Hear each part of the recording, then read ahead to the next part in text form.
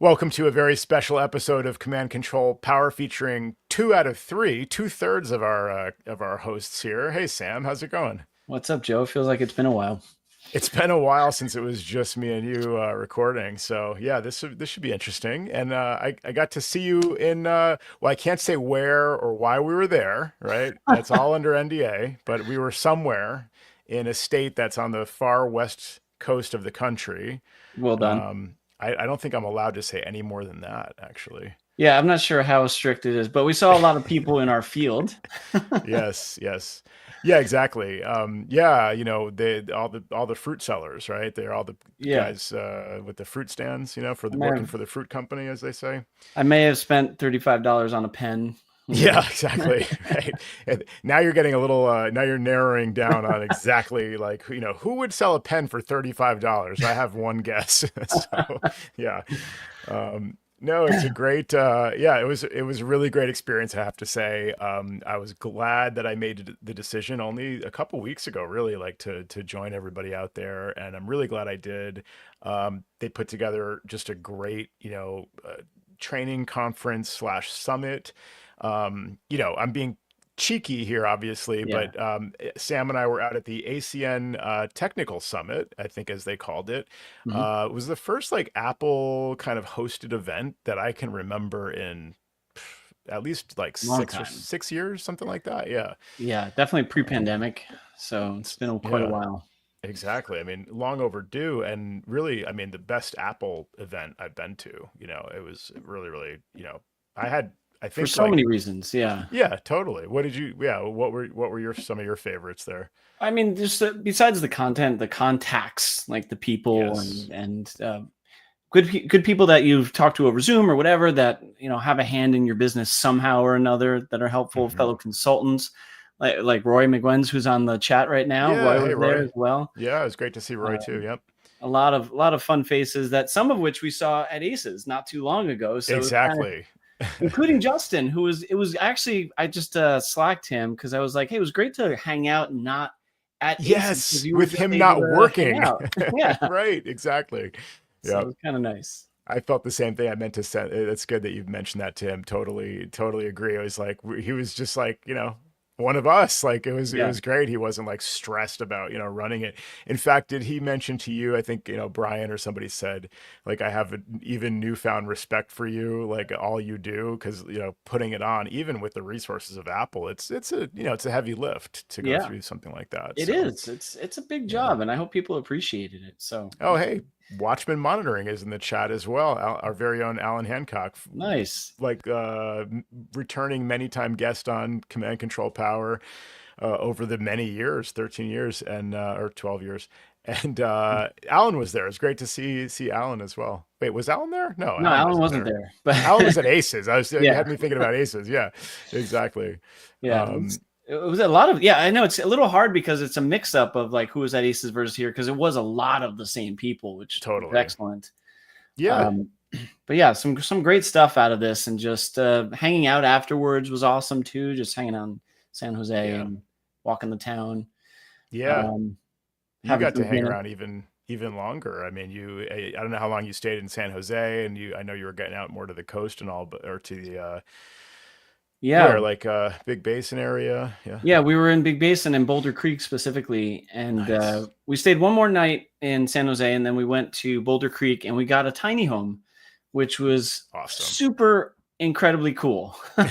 It's very cool. It was called the what they call it, the fuselage, because it represented like it looked like the inside of an airplane, Yeah. and just it was the fuselage had just like our one little bedroom area with like some basic amenities, and then a little Hmm. deck with a fire pit, and then a separate and a building essentially for the restroom for the bathroom.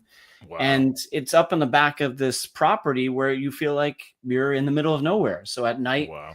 turn on the fire pit, look at the stars. You just hear the animals. We heard some. My wife was with me, and Jen, Yeah. and we heard some like steps in the woods, crackling on the leaves, and Yeah. she got all bug eyed. I'm like, it's okay, it's probably just a deer, no big deal.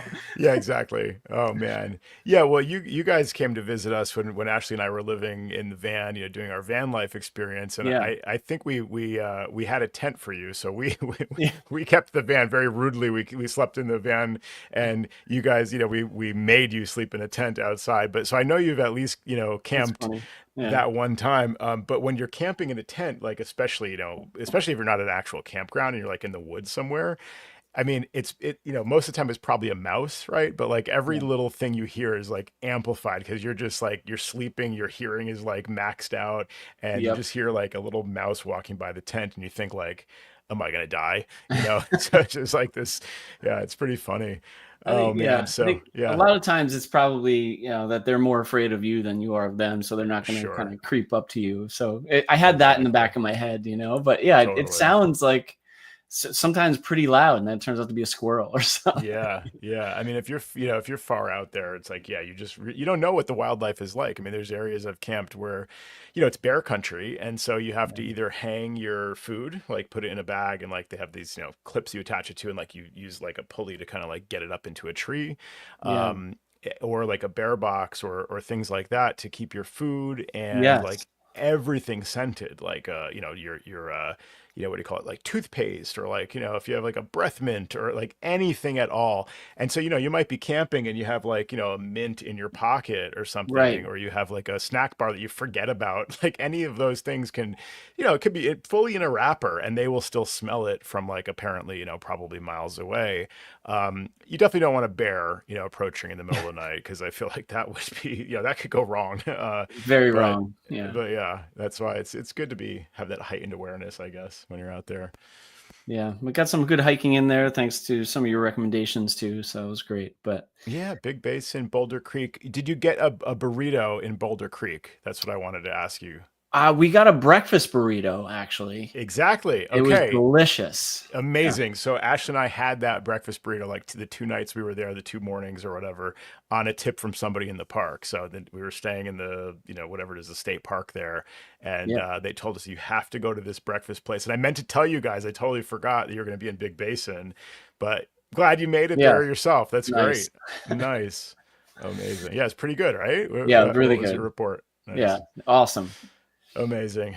Nice. Yeah, the conference. So going back to Yeah, the sorry, I ACM got Tech sidetracked with Summit. my No, no, no. I was really surprised. So, of course, they build it as a technical summit. I think some of the marketing seemed to indicate that they assumed that that's what everybody wanted. And probably most people were attracted by the prospect of like a heavily technical conference, whereas ACES is like decidedly not a technical conference. It's meant to be about the business.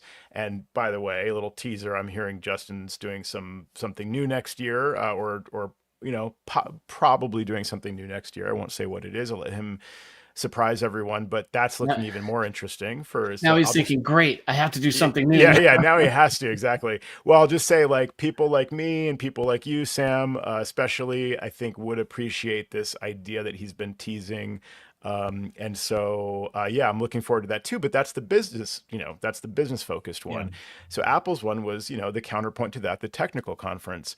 But I was really surprised that some of the best parts about it for me, like what I really got out of it, aside from, so, some of the technical ones were great, like the security presentation. I probably shouldn't say any more yeah, than yeah. that. Easy, Who buddy, taught it easy. and what, but yeah, some of I'm the gonna have to technical stuff cut was you off. great. Yeah, yeah, exactly. Do you have a 7 second delay? You could like just beat me and like cut the feed or anything It if seems I, like I might have the power to mute you or you remove you from the probably stage. do. So Yeah. Yeah. Just remove me from the stage if I go rogue. But so I was really impressed with some of the non-technical, aspects. yeah, There were, and again, I don't know how much I can really say, but some of it was discussed and announced ahead of time, and you can read about it. But so yeah, some of the non-technical stuff was actually some of the best stuff I got out of it. Hearing from the horse's mouth, hearing from the first party, yeah, Apple, kind of towing the company line to a very large degree. We can be in alignment with like how they want us to think about different things, how they want us to talk about it, how they communicate about things. And it's not just their marketing, it's also you're picking up a sense of, kind of how they refer to things internally and, some of the stuff we all probably deal with. In fact, they spoke more freely. A lot of the Apple presenters spoke more freely than I was expecting.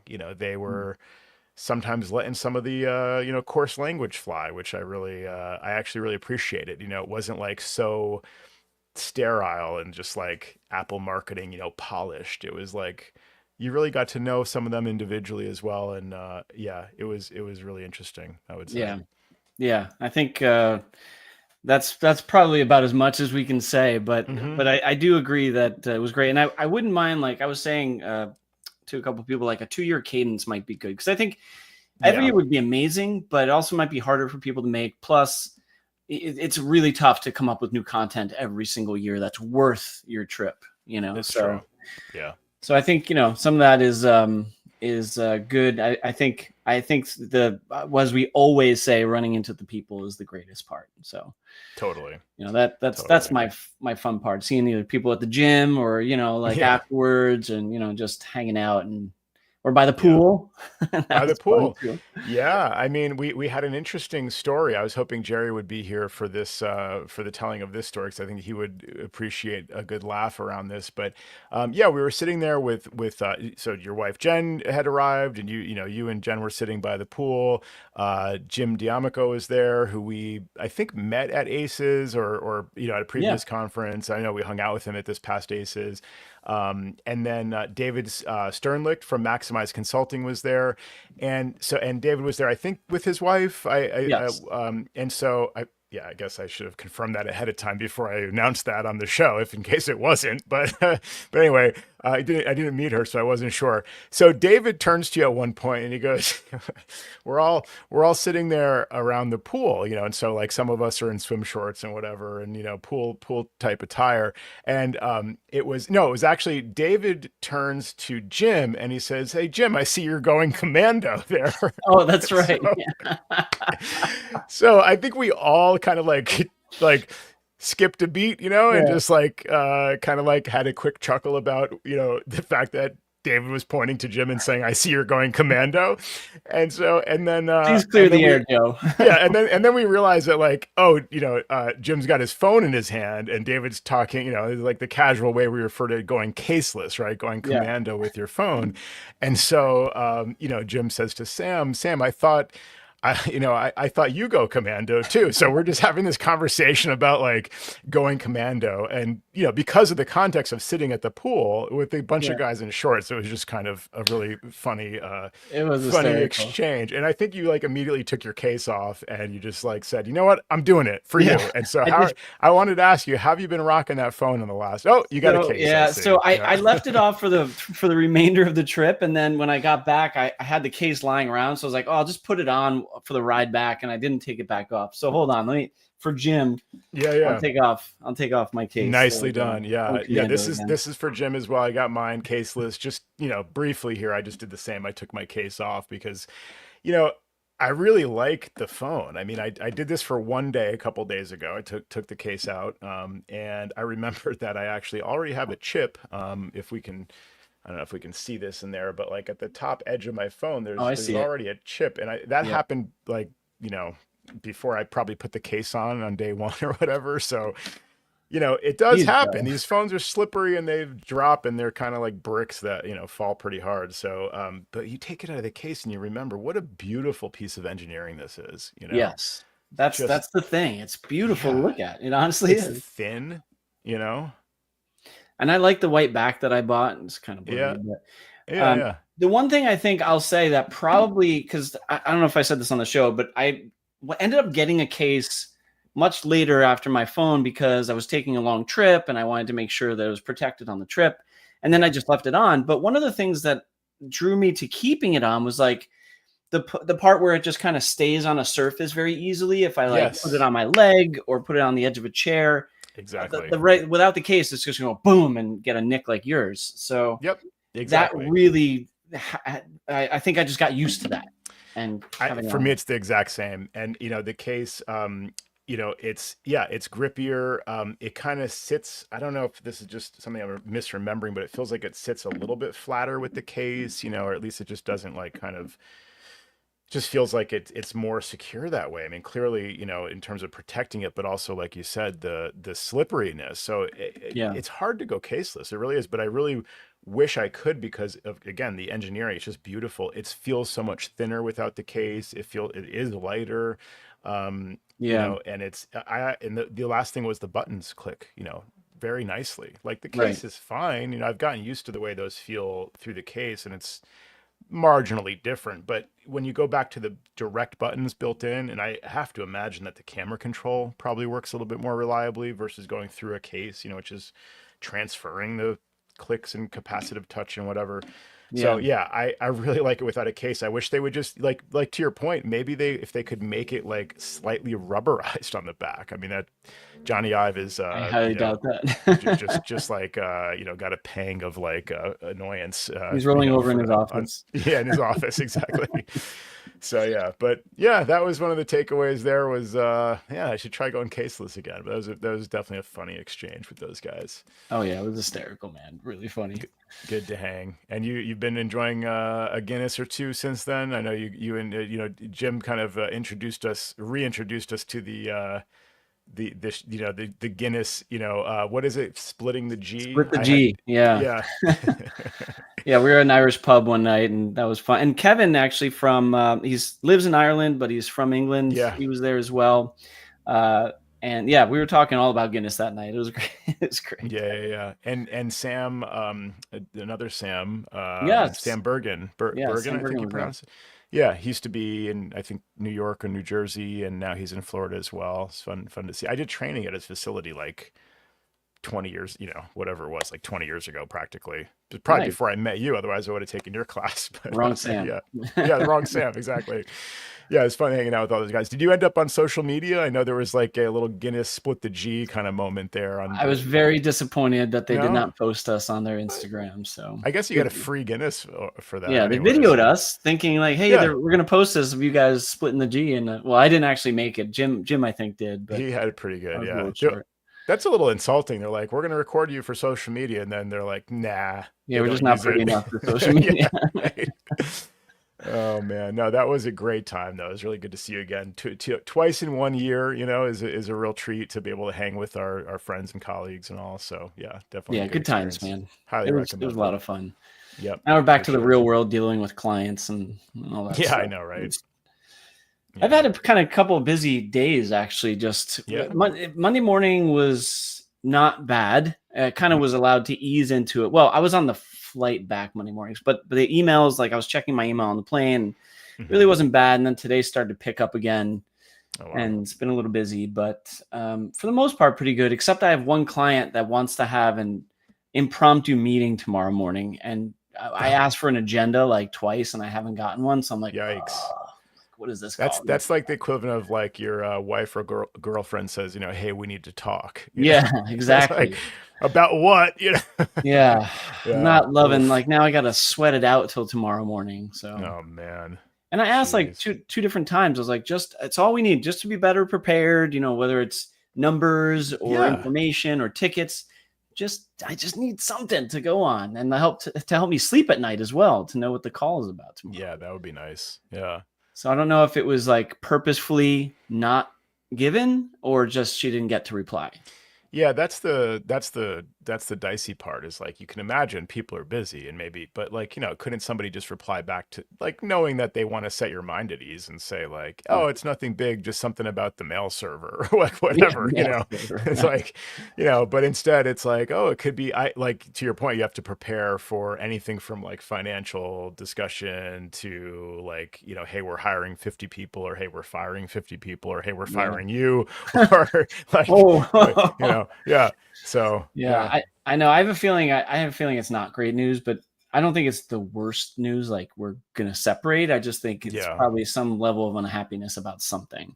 Oh man, but we'll see. I'll let you know, and I'll probably talk about it on a Patreon show once I find out. But nice. Yeah, I mean, Jerome Potter's in the chat is actually saying don't take the meeting without agenda. I kind of agree, but like, yeah, I don't know.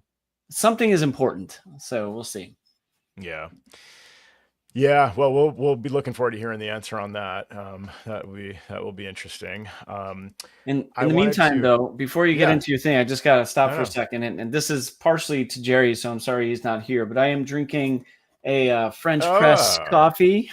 Very nice. So that's what's in my cup right now. I wanted to talk about it only because they're not a sponsor, by the way. But I had a French press in my camper when we were glamping. Yes, glamping. And it was amazing. Mm-hmm. Like the coffee was amazing. And I was like, all right, now I got to get one of these. And you and Jerry have talked about it for ages. So, well, and Jerry made the distinction between French press and AeroPress, which is what you just showed. Sorry, AeroPress, my bad. Yeah, right. Get it straight. It's a brand name. But I'm still new to this. I know. And well, the French press is great too. I've used that, and I thought, it's nice to make like a pot of French press coffee versus the AeroPress is like one cup at a time. But AeroPress, I get much more consistently good results. Like it tastes like you made your own. Like I like to drink an Americano, which is like a shot or two of espresso and then like hot water, which is essentially what you're making with the AeroPress. But Jerry made the distinction between that and the French press. And I don't know if it was Jerry's, wisdom or Jer AI, as we like to call it, where Jerry's like pulling from AI to give us some really good information about why to avoid French press. And with AeroPress, you get kind of like the benefits and simplicity of French press, but you don't get the extraction of like certain oils or something like that. And so, if Jerry would show up for a show every once in a while, we could be asking him these questions live, but well, we'll save this conversation then for when he comes back, when he's on the next show. So that's good. Nice. Yeah, no, that's a good thing. I love the AeroPress, and I have to give you this trivia because I don't think I knew this at first, but I may have mentioned on the show before, but the inventor of the AeroPress was the inventor of the Aerobie Frisbee. Do you remember the Aerobie? Yeah, I love the Aerobies. Wasn't it great? Like as a kid, we used, in high school or something, they had like the regular Frisbees, or not high school, middle school. And you'd be at a recess or something, and, or gym class, and you'd be throwing these Aerobies like what seemed like miles, and they just flew straight. They flew like once you knew how to do it or whatever, it was pretty easy to throw it properly and really far, Yeah, so super far. Like you throw it like a freaking football field. That thing seriously, was crazy. Yeah. They were amazing. I mean, what an amazing bit of engineering. And it's like this thin, I don't know if it's metal or like a hard plastic like core that's like very thin. Imagine like just a paper plate or something like that. But it's not shaped like a Frisbee. It's just thin, like it's practically one dimensional, like a ring, but it had this like plastic kind of like thinner, softer plastic around it. And as I remember, like there was the very edge was like softer, like it would kind of be able to move a little bit. So something about like that made it like just work really, really well.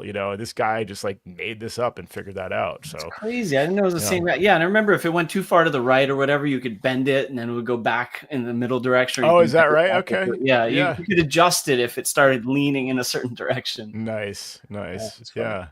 Yeah, it's a good. Yeah, that were both really good products. It's pretty amazing to innovate in like two completely different areas: brewing coffee and Frisbee. So, all right, what do you got? So, you were saying something. Yeah, I was going to ask you about your new. You have a new M4 MacBook Pro. How's it working out? I guess I think this is the show you and Jerry did without me, so rudely a few weeks ago. And so I was listening to your show. It's a great show. Good. If you're not available, we're just going to record without you, man. No, so you gotta be here.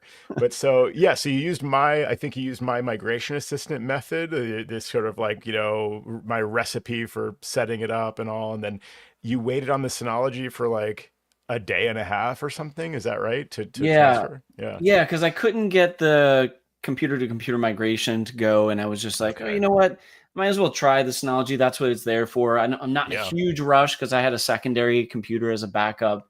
It's like, let me just see, what this does. If I was pressed for time, maybe that would have been an issue, but it took like forever, man. It's like, but typically the timer says it's X amount of time and it actually boils down to a lot less. It was a number of hours, but the transfer rate was really low. It was over Wi-Fi.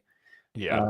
But it's good to give those types of things a run on your own stuff just to see what the pitfalls are. So I was kind of okay with it as an experiment.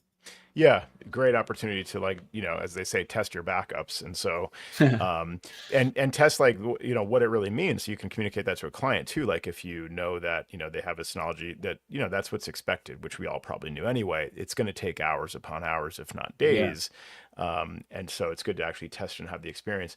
But my curiosity also was, did you have to do anything special to connect to the Synology? Because I've had cases like many times in the past where trying to do the same restore from Synology, it actually wouldn't show as a source, or it would show as a source and then we'd connect and like move forward, but it would never finish calculating the stuff to transfer. And then, it either never finished that, or if when it finally did and you started it, it was like too late at that point and maybe it had unmounted. It was just it would behave very strangely until I found this recipe for like getting it connected reliably. So did you have to do anything weird to, I get it didn't. to show? I mean, No. besides the time, it wasn't, at least not that I can recall. I mean, it's been a little while now, but I think new things have entered my brain and that is now shifted to somewhere in the back. But You from probably what I remember this. recall, Yeah. yeah, it was just slow. I mean, I had to authenticate to connect, and it would show, and I was able to find my backup and restore from there. What did you Yeah. see? What was your? Yeah. So there was some weird issue where, you'd think it just shows up on the network as a source for, migration assistant. And in several cases, I think it does. In other cases, like you go to connect to it and then you have to put in the password and then it doesn't actually connect. And in other cases, you put in the password, you connect, you see the backup sources, you select that particular backup that you want to restore from. And, what I always do is I wait for the calculation to complete. So I don't know if you do that typically. That's part of my kind of standard recipe, even going Mac to Mac. Yeah. You leave it on that screen where it's like, your user account, system, files, applications, whatever. And it's slowly adding up. And like, you see the numbers increasing. You see the little spinner for a while. Eventually, you see none of the spinning gears. And at the bottom, it goes from saying, calculating whatever, I think. And then it'll say like, such and such amount selected, such and such available after transfer. So like once you see the total of what's selected, then you proceed. So with Synology as the source, I'd go through that process. I'd wait, and it would either never complete, or maybe I just wasn't patient enough after waiting hours in some cases, or it would get to the thing of, this is how much is selected, and then you'd continue, and then it would like at that point not be able to actually start the migration. So for whatever reason, the Synology was like either too slow or unmounting or not mounting successfully or consistently. So what I found was like using the rest of my little recipe where I would first create the user account, like, like you did, create the temp user and then like update the system and then use Migration Assistant from the utilities folder. I would do all that.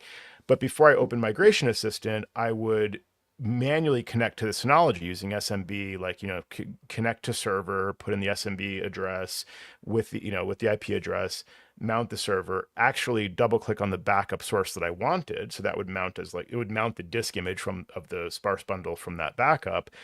And then I would open Migration Assistant and that source would be right there on the first screen.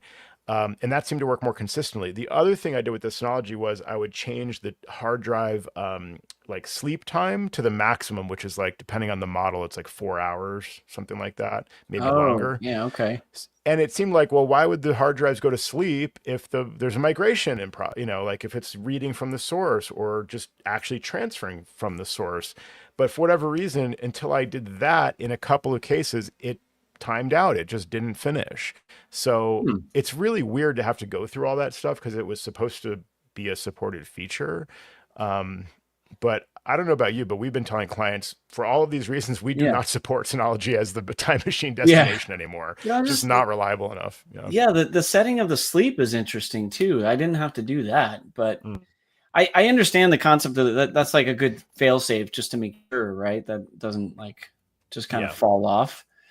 I guess, but yeah, it doesn't seem like you should, but yeah, I found that it was useful. Yeah. Can I just say that this is probably the most amount of chatter we've ever had in our messages while we're recording, and it's all about coffee. All about coffee. Yeah, exactly. So I think maybe we should change our show like mode to like talking about coffees and because this is great to see a whole bunch of people talking about their coffees. It's a coffee control power, I guess, or like command control coffee. How about that? CCC. Command control coffee. All right. Here we go. Like Howard Stern's first radio station, WCCC was what he used. But yeah, Command Control Coffee is good. I like that. Yeah. So what else you got going on? You got it's been a little hectic, kind of settling back into it.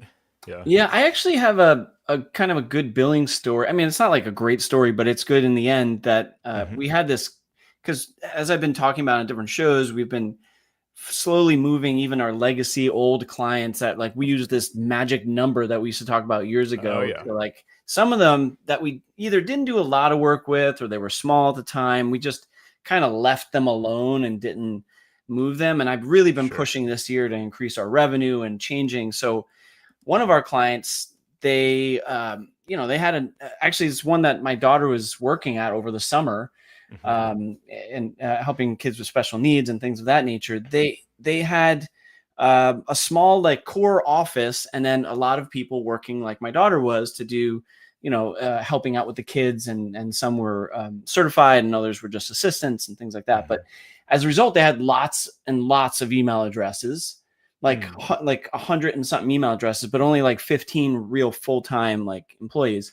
So anyway, the reason why I'm telling all this is because we had them on this old plan, partially because it was just so messy to figure out how are we going to build them for like security services and email filtering. And I finally said, we have to do this, guys. Like we have no choice. We need to figure out to get this client to modern times with proper protection and all this stuff. So it was scary for us because the bill was like, if we did all in, was like almost 5 times their current bill, which would be impossible to switch someone to. That's how old they were. Can I ask you, Sam, do you have like a spreadsheet for that? Or how do you how would you calculate? Like you said, the price would be like, so there, is that based on like just a, like number of users and that's it kind of thing? Or yeah, so we did do a spreadsheet actually, so we have 3 different buckets for our spreadsheet: per computer, per mobile, and per user.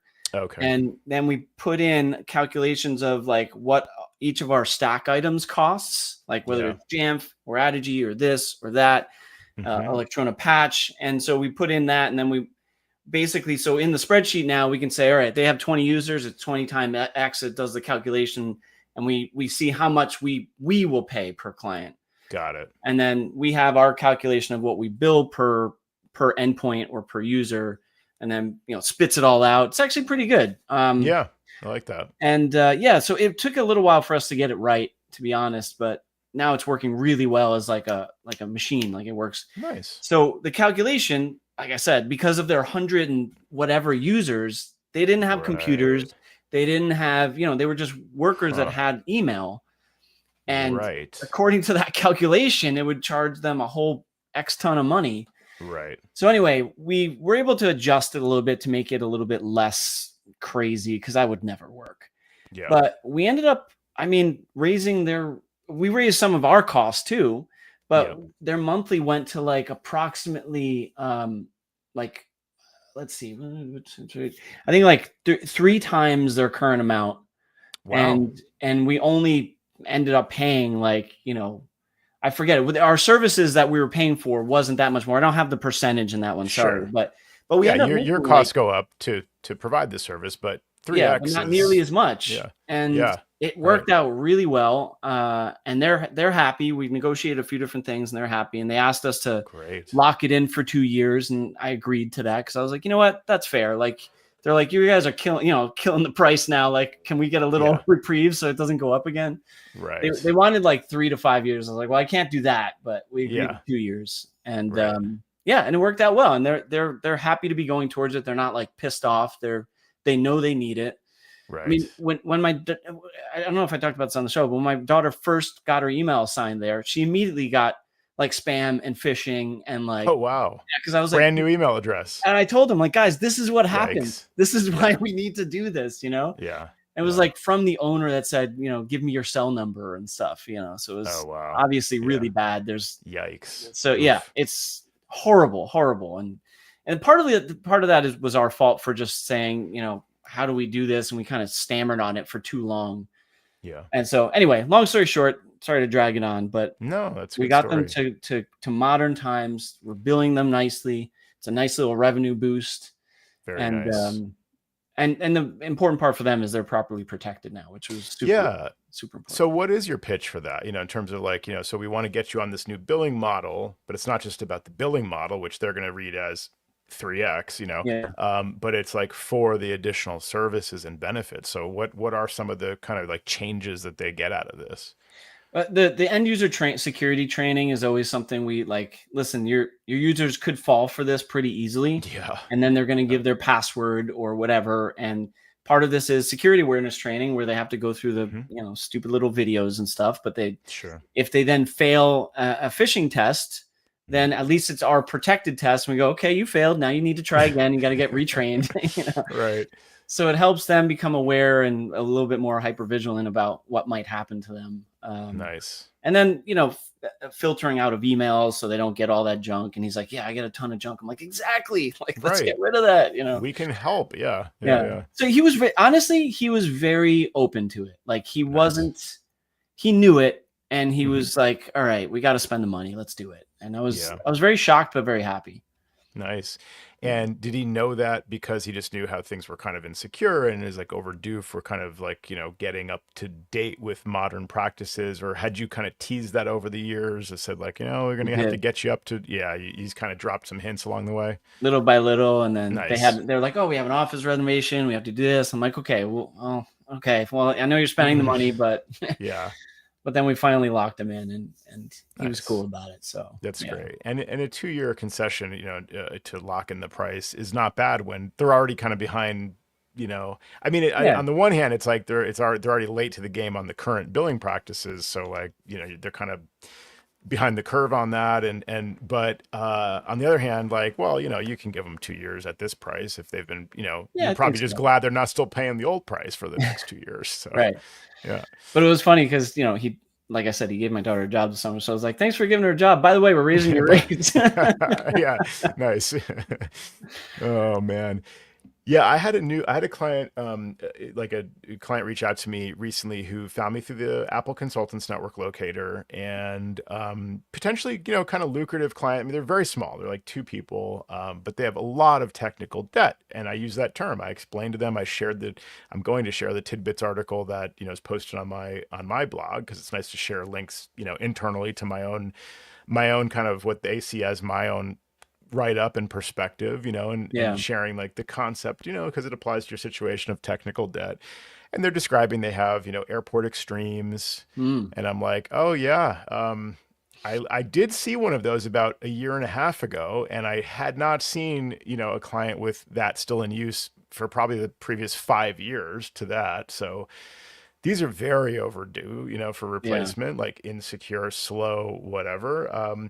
That's just one example. It's like in their big, home and home office. And, outdated like e-commerce platforms for their online sales. And like half the sites are basically offline because they were under a DDoS attack and like they haven't really dealt with it. And they don't have their email configured because their Mac is so outdated. It's from 2015. It can only run like Yosemite or something. And so I guess were told by a previous person or tried or whatever, couldn't set up the email service on the existing Mac, or it was too slow to actually deal with the fact that they had received like tens of thousands of emails on a different attack, and so it's just like they're just like left all this stuff going for years and years. It's a huge pile of stuff. I heard Jerry in my head saying run away fast. I actually I had a 2-hour conversation as part of just initial discovery to unpack all of the above. Wow. That was a trial of patience and stamina and just like, stamina. I mean, I just was like, all right, like, and he was saying like, you've been very generous with your time, but he would kind of continue on. And it was actually really interesting to talk to the guy. He seems like a really good person and all, older gentleman. And he has, one person working for him. And so he was sort of surprised about the concept of managed services, like a monthly fee. And, he was interested. He found us, he reviewed a bunch of websites. He really liked us. He kind of like just thought that we would be a good fit. Sounds like we will be a really good fit. Gave him the rates, how we would approach it, some time estimates, and the monthly price for our plan. and we're kind of in between, like like strongly recommending it or requiring it. Like, so we don't yet strictly require it, especially for existing clients. For new clients, I might take a one-off client to do some work and really not require a plan. But certainly, if you're gonna keep calling me and keep wanting help, I will require the plan. And I saw the writing on the wall with this one, where like we need to have a plan in place. I need to be managing this stuff for you because clearly you haven't been managing it yourself. And his answer was sort of like, well, when the updates come out, we do them. We run our backup first. We install the latest update. He gave the example of on his iPhone. I said, yeah, that's really good for the iPhone. But, we may want to vet the update first. We want to actually ensure you're doing it on the Mac and not leave it to like when you get to it. But we want to make sure that's happening. So I gave him some of our perspective on why a managed services plan is really important these days and why it was basically a prerequisite for me to moving forward. And I made that case, and I also said, I can tell you, from everything I'm hearing on this call, I've really appreciated learning about your background. I've enjoyed talking to you. You can tell I'm here for this call. I have I'm thorough, and I can say some of this without hubris. Like, I really care and I want to do a good job, and I'm going to be thorough. And I've been here on this call, diligently taking notes and all. But I have some colleagues, and I'm thinking of certain people. Who would run away screaming from all of the above. Like, you've just basically presented me with this pile of, broken stuff that you just need like help with, from the past 10 plus years where you haven't been, assisted by anyone. And, and I'm willing to walk the walk with you, but for us to kind of like embark on this journey together, I need to know that there'll be a monthly plan in place to be able to keep you managed like this. So that was kind of my pitch in this case. And it was sort of like reminding me, I mean, certain people wouldn't even take this job, just given the pile of crap to deal with right at the beginning. To me, I think I can make a big improvement in their day-to-day experience and really help them out. But yeah, I mean, I certainly wouldn't do it without a plan in place. I also admitted to the guy, I said, you're welcome to sign up. I just invite you to kind of like give it a try, sign up. And, if it doesn't work out, we don't have a long-term contract in place. So, you can tell me you want to, drop the contract after a few months once we get you kind of squared away. Yeah. Right. And then obviously I'm taking that into consideration. If he calls with an, urgent need or whatever, it's like, well, now I got to start over. I don't have my software on your systems. I'm not aware of what's going on. The drill. So it's an interesting one. I'll see how it plays out. But yeah, this is really new, like super new. Brand new. When was that? Yeah. When was that 2-hour call? Like just that was yesterday. Week? Yesterday morning. Started my day like that, and it basically like I just was exhausted for the entire rest of the day. I realized. So I'm like, you know what? Again, it's another example where this is why we kind of charge how we charge for some of this stuff. So like in a situation like that, do you like then you have a 2-hour exhausting call, good or bad? Do you then get up and have to like walk around the block or get out, get away from like that's Yeah, I mean, I probably should have gone for like a really long walk right after that just to clear my head. But I kept thinking, I gotta document the rest of this. And then like, where we left off was, of course, I'll follow up with an email, like recapping what we identified as, projects and how we would approach it and time estimates and recapping the costs and then the plan and whatever. And I'm like, I got to do that. And I'm like, that's going to be another 2 hours, and I was just like, not there for that. So I should have realized at that point, okay, I need a break. But instead, of course, I'm picking away at little emails and problems and issues and solving things and taking other calls and whatever. And then I had another hour-long call, a couple hours later. And so like by the end of all of that, I'm just like, I still have this follow-up to do from this 2+ hour call. Starting my, how those days go, and that's like hanging over you, and you're just like, I'm already exhausted, and I got to start that now. Like exactly. Like now I got to do documentation or something. Right. It's like, which brings really me, tough. Someone brought this up, and I can't remember who, but it'll come to me. What about like, I know this was probably a phone call, but like, what about Zoom and AI and summarization and all that stuff like that you can. Yeah. Or not just necessarily only with Zoom, but like that's my example because that's what I use. But sure. I wonder, as I think about this, how good that can be. Like I was on a call with a potential vendor today, and they did the same thing. The AI summarized the call, and I was like, man, that's a freaking great idea. Well, if you've got 10 minutes, I hope it'll be 10 minutes. I've got a whole company phone saga story, which kind of relates to this. So, because RingCentral has that feature, and I use RingCentral like Jerry does now. Yeah. And, we've both been using it, I think, for a long time. And Jerry has sent some of those over to me, and they're fantastic summaries. Like, it's like pretty close to what I would want, like what my documentation to look like, Yeah. And so I'm like, I need to do that. So in the meantime, I mentioned like couple months back, I've been looking for an alternative phone company, and I settled on phone.com because they sponsored Aces like a number of years ago. They were kind of in my head from that. And couple colleagues recommended them specifically because I was looking for group SMS sharing. So the idea that, it's so simple. I have two people on my quote unquote team. Tim and I need to share the incoming text messages.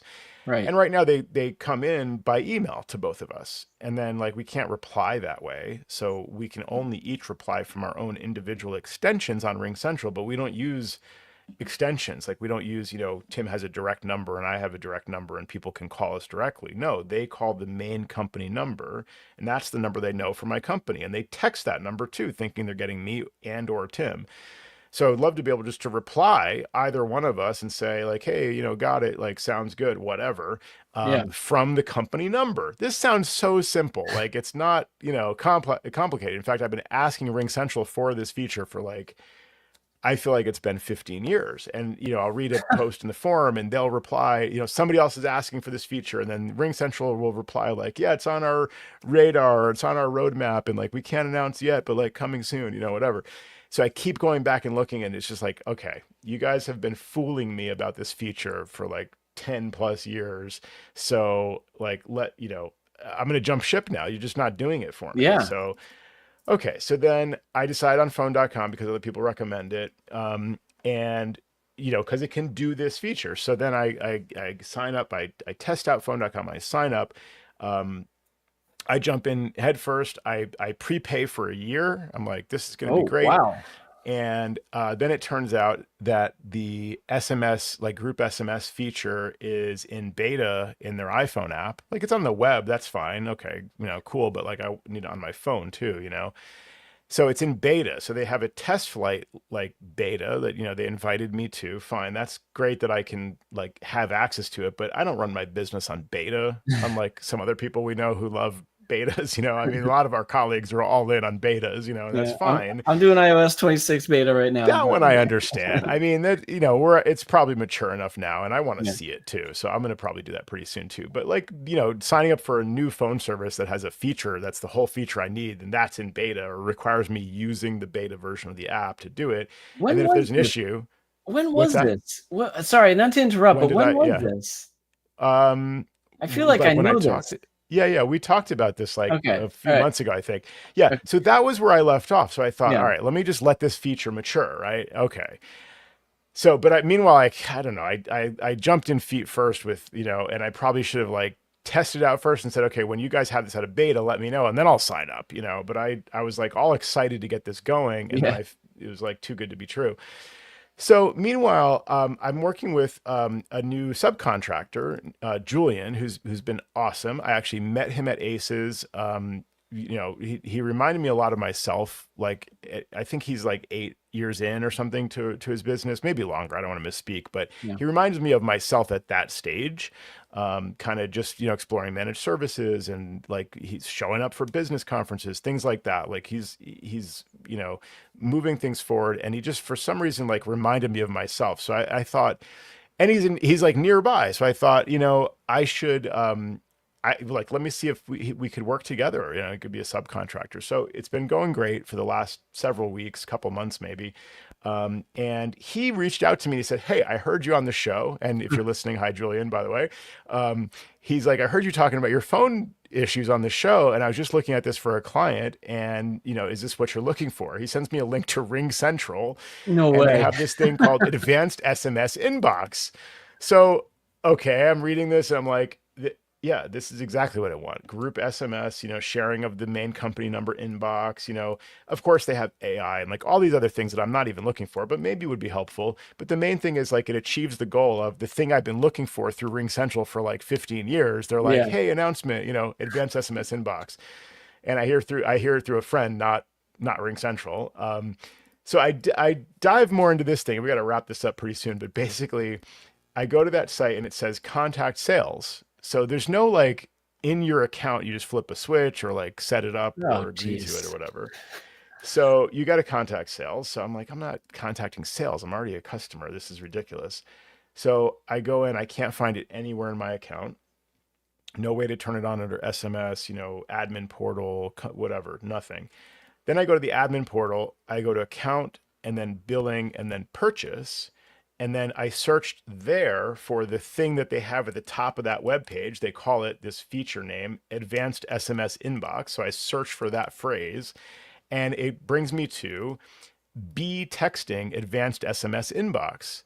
So it's this like other brand, B texting, BEE, like really B texting, like the birds and the bees or whatever.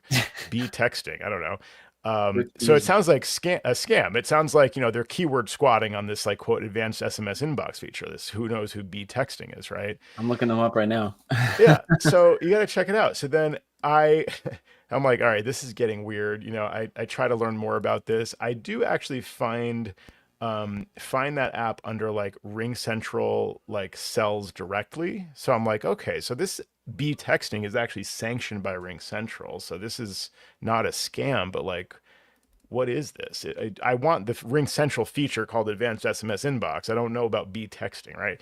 Yeah. So I'm like, all right, what would Jerry do, right? I go to the main home screen and I ask RingCentral's AI, because there's like a little chat thing. How can we help, right? I'm like, this is not going to go well, but let me ask them. I asked them about advanced SMS inbox, right? So they responded, they go, RingCentral's advanced SMS inbox powered by B texting in parentheses, enhances customer engagement and streamlines communication, offers shared SMS inboxes for team management, cool, mass texting, automation, automated replies, reminders, follow-ups, whatever, and even payment requests. You can assign licenses via the admin portal and access it through the RingCentral app, desktop and web, or the B texting mobile app. So it's not built into RingCentral's app. It's a separate mobile app from B texting, but it is integrated through the RingCentral like desktop app. I learned all this from RingCentral's AI. So I was actually very impressed with with the fact that that's exactly what I wanted to know. And they informed me. Is this part of any acquisition or buyout or something where, it sounds like when they say powered by, like I was like, yeah, exactly. Well, I think they maybe they want to. My guess is that RingCentral gave up on developing this feature after 15 years of trying, because like I've always wanted this and they've never supplied it. And they figured out that B texting just has this ability somehow. And so they just like integrated that. And if you go to B texting, they say like, here's our pricing, and like RingCentral people click here, so it's sort of like, we're going to give you a special deal if you buy it through RingCentral. And there's a separate integration, but they also work independently still. So maybe ultimately RingCentral will acquire them. Yeah. That was all very helpful though. And actually the AI also linked me to this article, like with more information that I could not find on my own, about how to actually do this, how it works in the portal, like what you see after you set it up.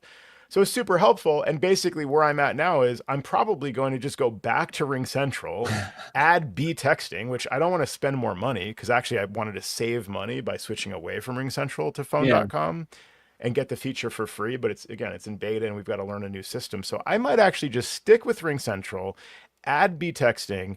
And what started me on this whole story here was your question about this AI, which then I could get these beautiful AI summaries that Jerry's using and maybe save me, an hour to like write up a 2.5 hour call, and that part brings it all home to that summarization piece, which is, terribly important, I think. And something I'm not using AI enough. I've said this before.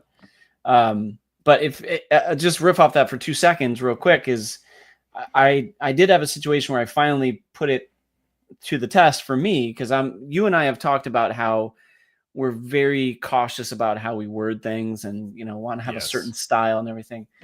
So I had a client, this is a longer story that I'll talk about another time, but basically they wanted to know why was their sonic wall good? Why did they need this firewall and everything? I'm like, really? I mean, you've had one for years, like, come on. But So I woke up at like whatever early in the morning in California when we were still out there. And the client had emailed me much earlier, and I was like, oh, I got to respond to this quickly. So I'm still like bleary eyed, and I'm like trying to reply about it, and I was like, this is taking too long. So I went to ChatGPT. I was just like, why should I have a sonic wall firewall specifically? And it was like, whoosh, it just like showed up this perfect summarization, exactly how I would have written it. Wow. And like bullet points. And I was like, copy, paste. I was like, nice. I barely changed anything. And it was just like exactly almost to the point of like the only thing I did was it had bullet points and then in summary. And I put the summary at the top because I felt like it perfectly encapsulated what I wanted to say.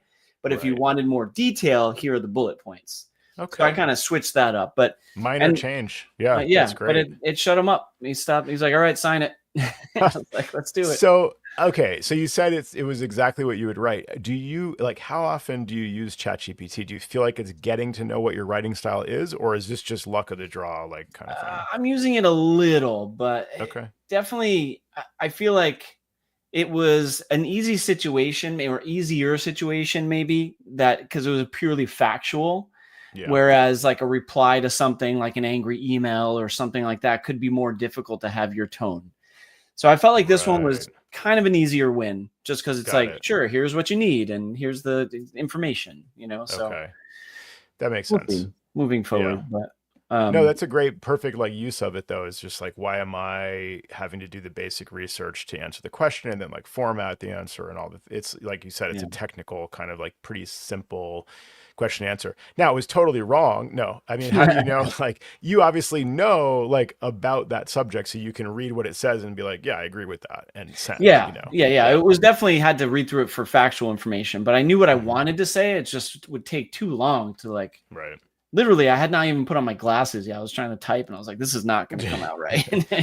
Have you seen? I have friends who are using this thing. I think it's mostly. I don't know if it's only for Google Workspace or Gmail accounts, or maybe it's broader than that. But it's called Superhuman AI. I have heard of it. Yeah, it's just basically for email. So it's like and you get a response. You get an email, and you can like I guess tell it like how you want to respond. Like like tell them this is a good idea, but like we're too busy right now. But do it nicely. It's like that kind of thing or whatever. I have heard of this because when I went to search it, I saw that I clicked on the link before. So okay, nice. Yeah. So I have heard of it. I don't think I paid. It was probably during a show, and then I just didn't look into it further. Yeah. Well, this reminds me, I should move forward on the RingCentral thing, because my only hesitation was, well, for one, the fact that I was going to be traveling for like 10 days, sort of with the Apple training trip inside of that time. Say no more. And the cost. I mean, I'm going to be paying for this texting like $30 per month per user, I think. And there's two of us, and it just seems like a lot of money to have like literally just to be able to like respond from my main company number, but I guess it is what it is. It's what you've always wanted, Joe. It really is. I know exactly. I should be like, just like give me that it's a steal at twice the price or whatever. It's just like, but I think what I might do, because I've also already prepaid for phone.com, stupidly thinking like, oh, this will save me a bunch of money if I lock in this price and prepay for a year and get a discount. Like even the monthly price at full price versus RingCentral was much cheaper than RingCentral, but RingCentral has, I have to say, been very reliable for me, and they have these great AI integrations which are actually useful, as you guys are proving. So I guess it's worth paying for, and maybe I should just talk to sales and I'd be like, hey sales, I've been a customer a long time. I want this one feature I've been asking for, like give me a break, At the same token, you should probably call phone.com and ask them for a partial refund. I might do that, or I was actually thinking I have a phone number. Well, this gets into a whole security conversation, but I think there's a benefit of having like a non-published, phone number, basically.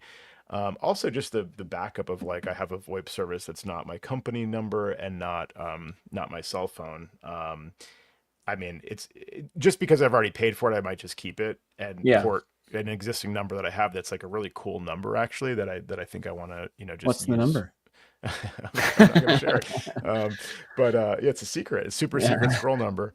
But yeah, so that reminds me though, yeah, that thanks for letting me share that, saga of my phone system, because I may have to move forward on that now. That's what we're here for, Joe.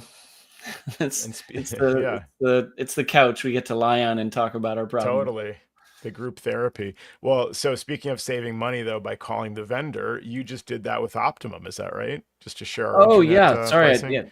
I know we're wrapping up here, but yes. Well, it started because Jerry, and again, it stinks that he's not here because I've talked about him a couple of times, but he had mentioned that he was getting a great deal on his fiber, and I was like, Yeah. oh nah, man. And then you had said you were paying a really good price, and I was like, I'm getting ripped off over here. Yeah. So I called up Optimum, and they lowered my price from $85 a month to $50 a month, which is like, that's a great savings. What? I know. And I was just like, no catch. He's like, no catch. I'm like, why? And then I just got a little, I get annoyed every time. Like, why do I have to call you guys? Like, why do I have to say, like, pretty please lower my price? Right. Like, I have it like literally a 6-month reminder in my reminders app just to call them every once in a while. Yeah, like, hey, exactly. You got any deals for me?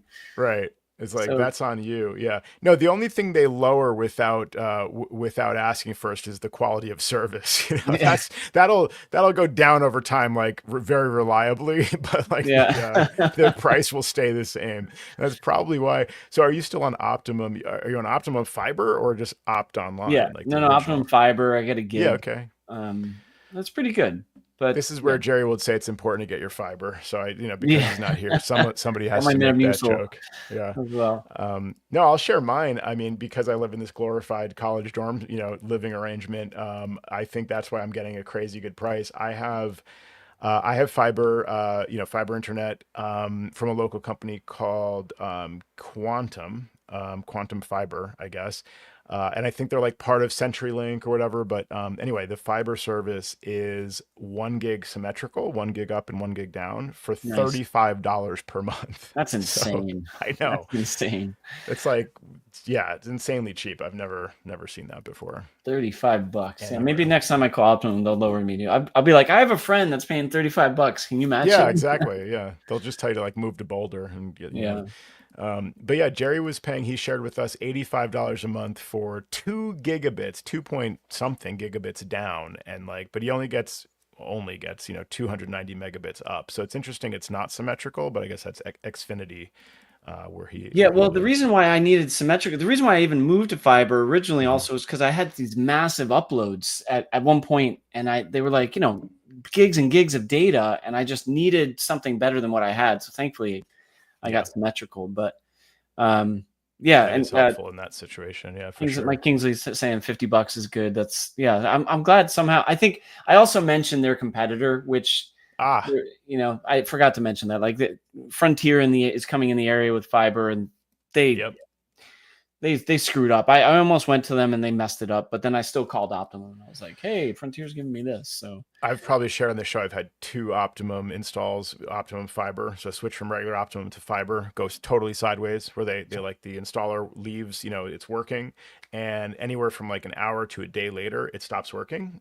Or like in one case, it went down and came up, down and came up. And then like 2 days later just went down. And then we're like, hey, the internet's down. You just installed it.